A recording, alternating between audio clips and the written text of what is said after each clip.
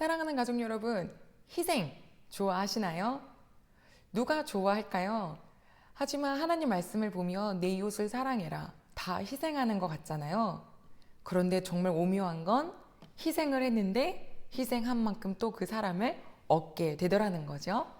오늘은 그 오묘한 법칙 8번째 시간 도둑질하지 말라입니다.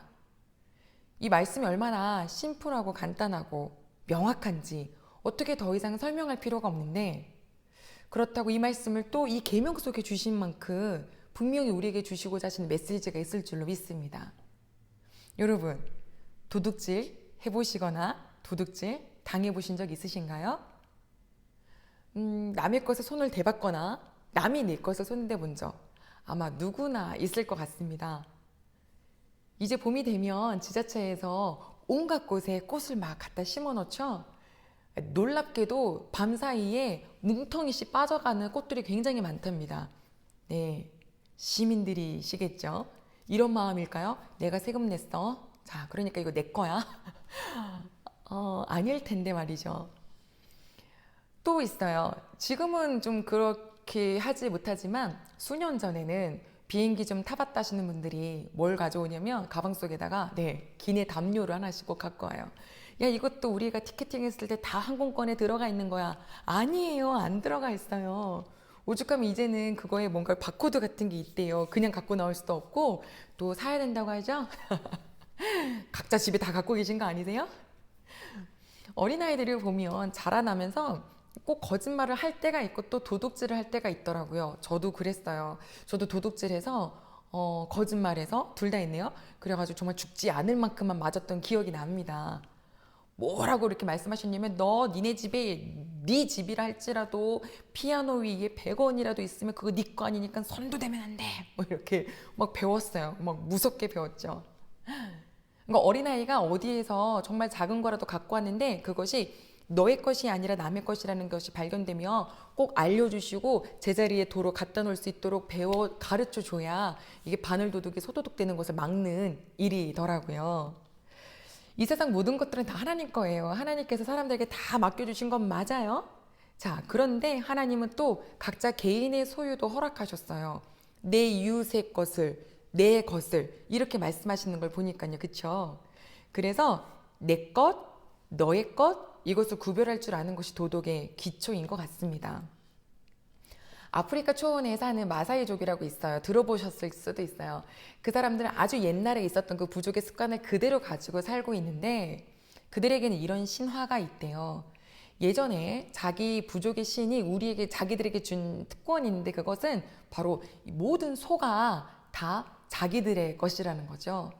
그래서 다른 부족이 소를 가지고 있으면 그냥 가서 가지고 와요.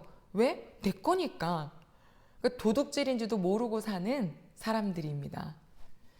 도둑질. 이것에 대한 사전적인 의미는 남의 것에 손 대는 것.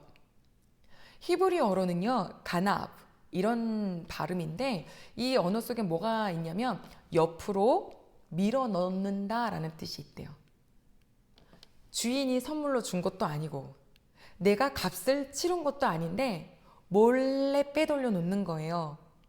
네, 불법이죠. 꼬부쳐 놓는다 뭐 이런 거 있잖아요. 도대체 이 도둑질이 어디에서 시작이 될까요?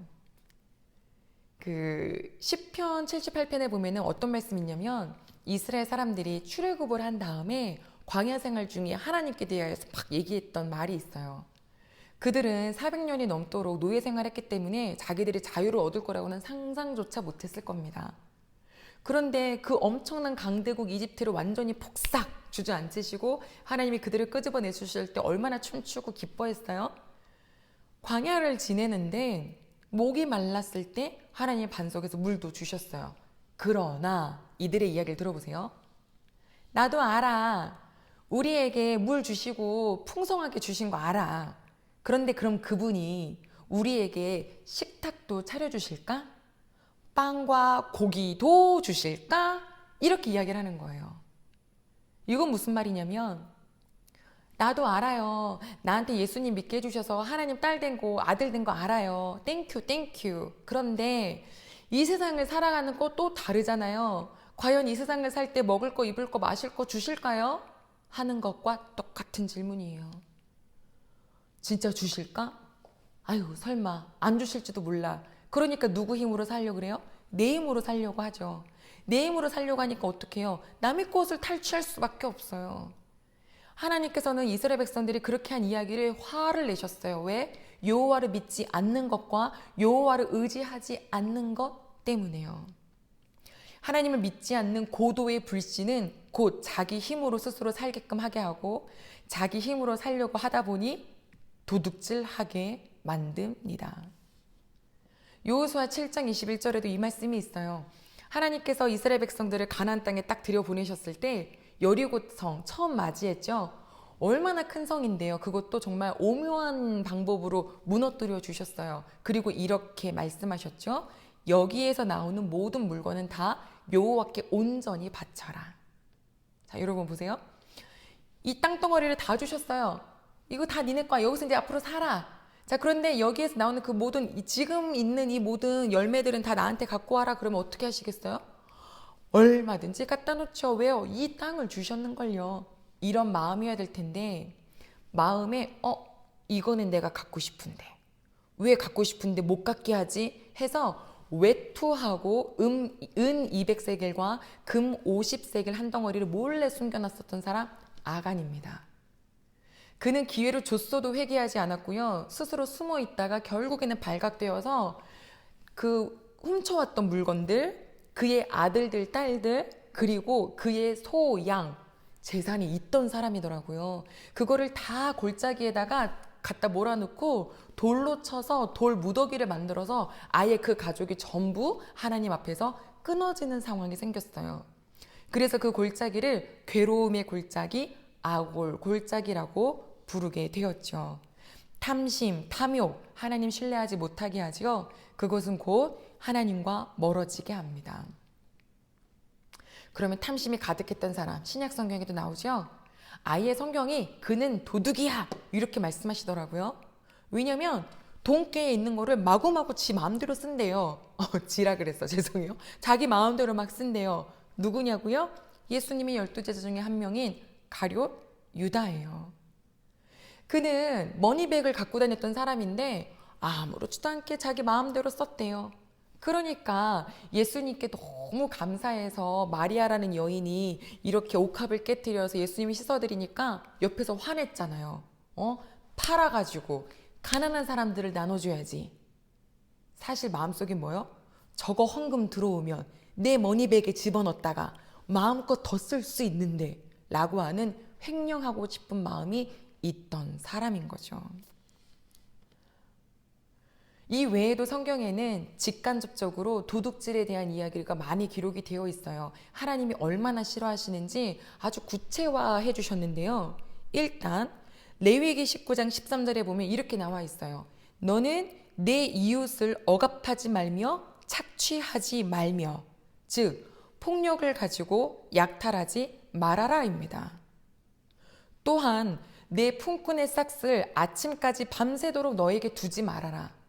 이 말은 반드시 줘야 될 일꾼의 값인데 그것을 인색한 마음이 안 주고 있다라는 거예요. 임금을 주지 않는 거죠. 하나님이 그냥 두지 않으시는 거예요. 아모스 8장 5절에 봤더니 장사하는 사람이 이렇게 한대요. 측정을 인색하게 한대요. 네, 돼 있죠, 돼. 이렇게 이렇게 되는 곡식을 그렇죠? 곡식되는 되는 줄여놓고 또 저울은 늘려놓는다는 거예요. 약하고 가난하고 힘없는 사람을 그렇게 속이는 것을 여호와께서는 그 행위를 절대로 잊지 아니하리라. 여러분 우리가 하고 있는 이 사소한 속임수와 도둑질을 하나님께서 잊지 않으신대요. 특히 그것이 가난한 자를 힘들게 하는 자는요. 레위기 25장 14절입니다. 너가 이웃에게 땅을 팔 때 혹은 이웃에게서 땅을 혹은 살 때 팔거나 살 때 서로 부당하게 이용해 먹지 말아라. 어느 정도 값을 치르는 건 맞는데 그 외에 너무나도 격하게 하면 안 된다는 거죠. 시편 37편 21절 악한 사람은 꾸고 갚지 않는다. 무슨 말이냐면 이미 돈을 꿀 때 갚을 생각이 전혀 없는 이 악한 사람. 그래서 에베소서 말씀에는 이렇게 하셨어요. 이제 여호와 하나님이 내 아버지가 되신 우리 성도들아, 지금까지 도둑질 하던 자는 반드시 도둑질을 하지 말아야 한다. 그리고 일해야 한다. 너의 손으로. 유용한 일들, 쓸데 있는 일을 해라. 그리고 이제는 옛날에는 도둑질했지만 이제는 빈곤한 사람들에게 나눠줄 수 있는 사람이 되어라 라고 말씀하셨어요. 게으르면서 남의 탓하는 사람 많죠? 비난해요. 왜 안 도와주는 거야? 아니요. 도와주면 안 돼요. 그런 사람에게 줄 수 있는 최고의 사랑은 바로 무엇이냐면 무관심입니다. 아무도 자기를 도와주지 않는다라는 걸 깨달았을 때 그때 정신을 차리겠죠. 게으름은 하나님께서 미워하시는 것입니다. 하나님께서 자녀에게 왜 좋은 것 안 주고 싶으시겠어요? 그러나 심은 대로 거둔다라고 하는 이 법칙을 기억하며 우리는 일해야 합니다. 도둑질하지 말라라는 계명, 육적으로는 남의 것에 손대지 말아라. 내 것만 내 거고 저 사람의 것은 저 사람의 거, 소중히 여길 줄 알아야 된다. 가족 여러분, 세금도 직장에서도 시간도 남의 것은 소중하게 정직하게 살아가는 저희가 되기를 원합니다. 하나님의 뜻입니다. 자, 그렇다면 육적으로는 남의 것을 손대는 건데 그럼 영적으로는 이 도둑질이 어떤 의미를 가지고 있는 걸까요? 그것은 바로 내 이웃의 마음을 훔치지 말아라예요. 어떤 마음이요? 하나님을 사랑하는 마음. 하나님께 더 나아가고자 하는 그 마음 빼앗지 말아라. 누가 그걸 뺏겠어요? 근데 한번 잘 들어보세요. 요즘 그 많은 간증자들이 있어요. 간증하는 거 다 들어보면 다 자기에게 맞는 게 아닌데 그것을 오히려 사람들의 마음을 빼앗을 때가 많아요. 홍콩, 중국, 미국 여전히 지금도 탐사대들을 막 터키로 보내더라고요. 아라라산이 있는데 거기에서 올라가서 내려다보면은 뭐 길이나 너비가 딱 뭐와 같다? 노아의 방주랑 똑같다.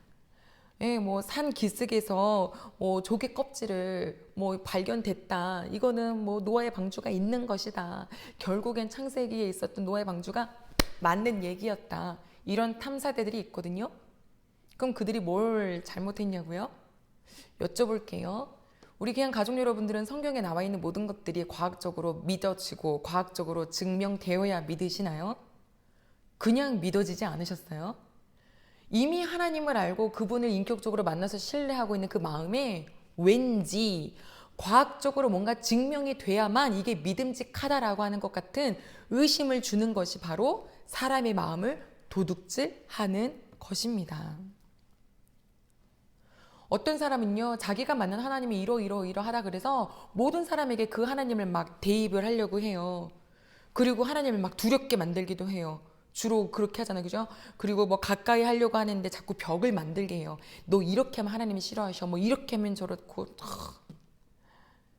하나님을 만나기 위해서는 절대적으로 수시간 동안 기도는 해야 되고 밤에 뭐 밤기도는 뭐 당연하고 산기도도 당연하고 뭐 몇 시간씩 성경은 봐야 되고 얼마나 너가 노력해야 되는데 그런데 그 사람이 그 노력하던 중에 실수로 탁 넘어지면 일어나자. 이게 아니라 너 지금까지 했던 노력 이제 다 없어졌어. 이걸 뭐 마일리지로 생각하면 이 마일리지 다 사라졌어. 이제 지로 포인트야. 다시 시작해야 돼.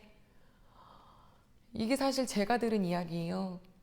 한참 대학교 때 막 밤이 맞도록 기도하고 막 쫓아다니고 막 산에 가고 막 이거 정말 많이 했거든요.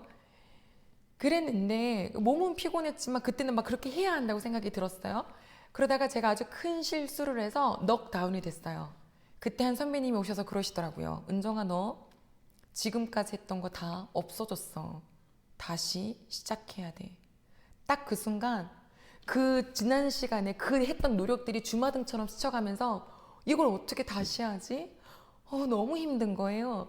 그리고 너무 슬펐어요. 나 같은 사람은 하나님을 만날 수가 없구나.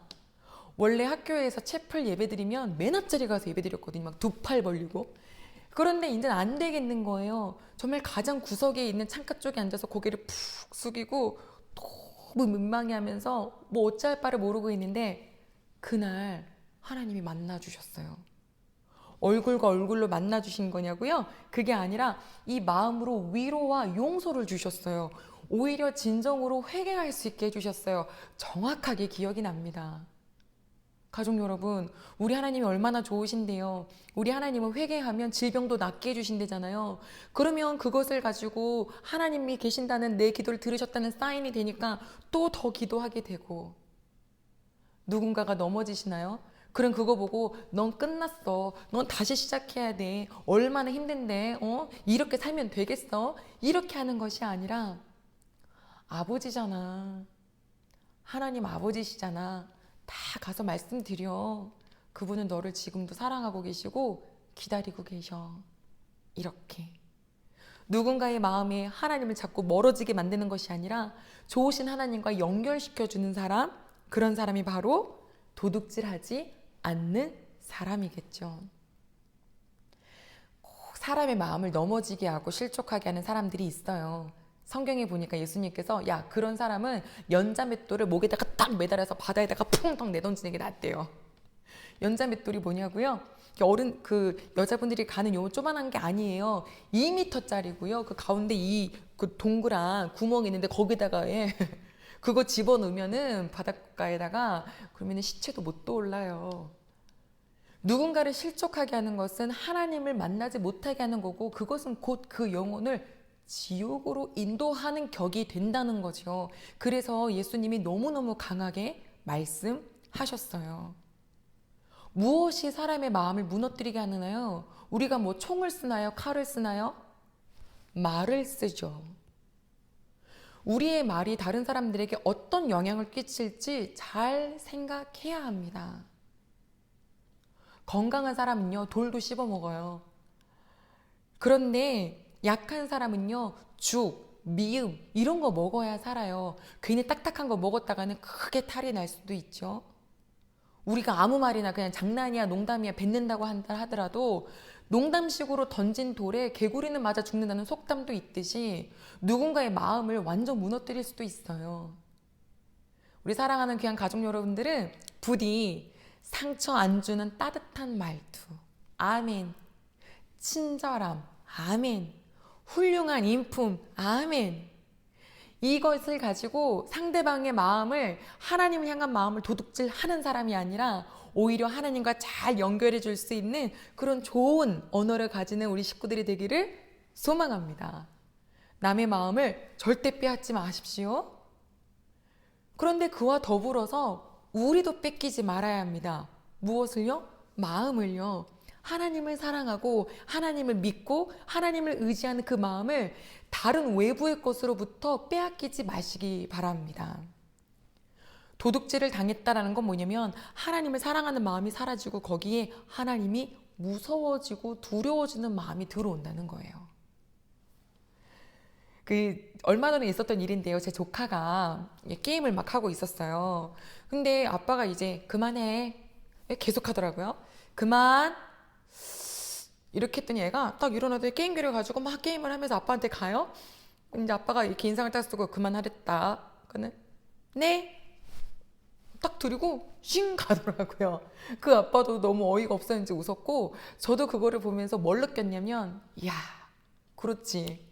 아빠가 인상 써도 우리 아빠니까 게임 그만하라고 하는 건 나에게 필요하니까 그래서 가서 드리면 이제 안 하면 그만이고 약간 이런 당당함이요. 저 이게 너무 근사하다고 생각이 들었어요. 이게 아버지와 자녀의 관계 아닐까요? 그런데 왜 자기 부모를 보면 막 놀래고 막 눈치 보고 두려워하고 그럼 이상하지 않나요? 잘못했는데 내버려두면 사생하라 그랬어요. 혼내키시는 것은 감사할 일이에요. 고쳐주시기 때문인 거죠. 울어도 잘못해서 울 때도 아빠한테 엎어져서 울어야 된다고 그랬는데 왜 아빠를 무서워할까요? 왜 하나님 아버지를 두려워할까요?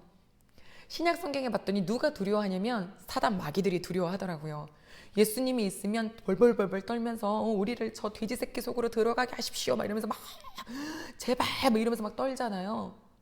내 마음속에 죄가 있을 때 떨려요. 내 마음속에 마귀로 인해서 이미 회방에 놓여졌을 때 그때 하나님이 무서워지는 거더라고요.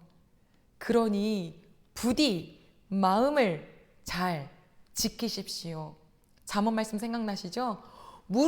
무엇보다 무엇을 지켜라? 내 마음을 지켜라.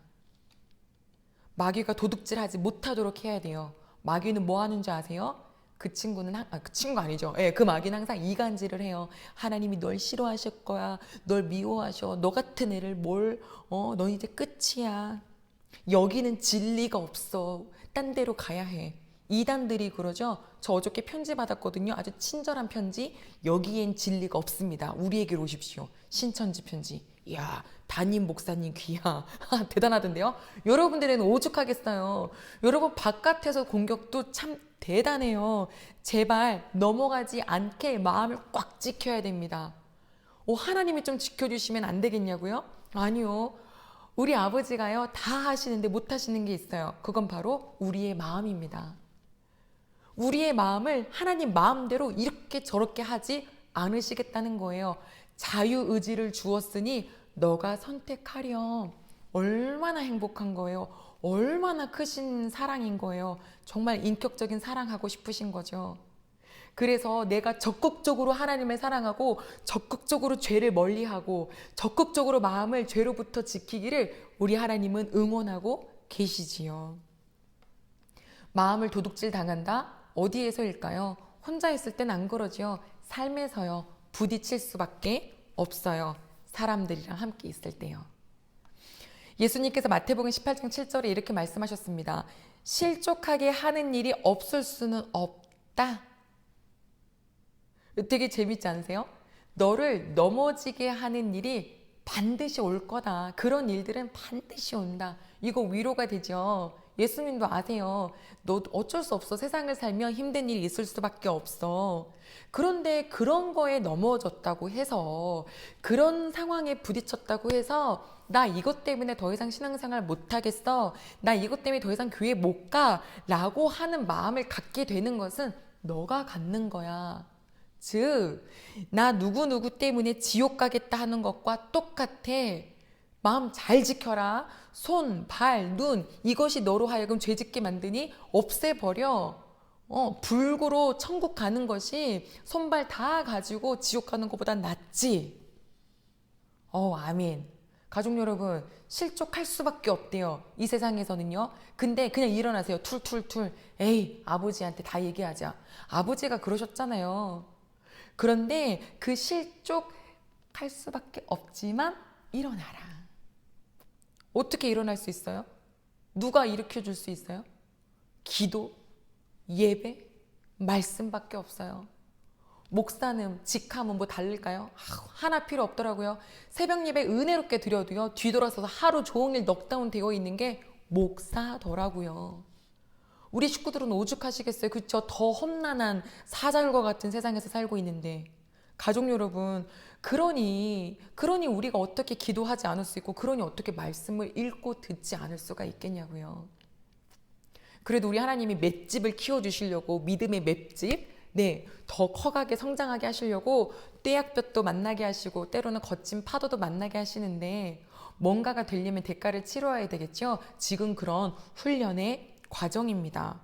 예수님도요. 하나님 우편에 앉아 계실 때 무슨 대가를 치르셨어요?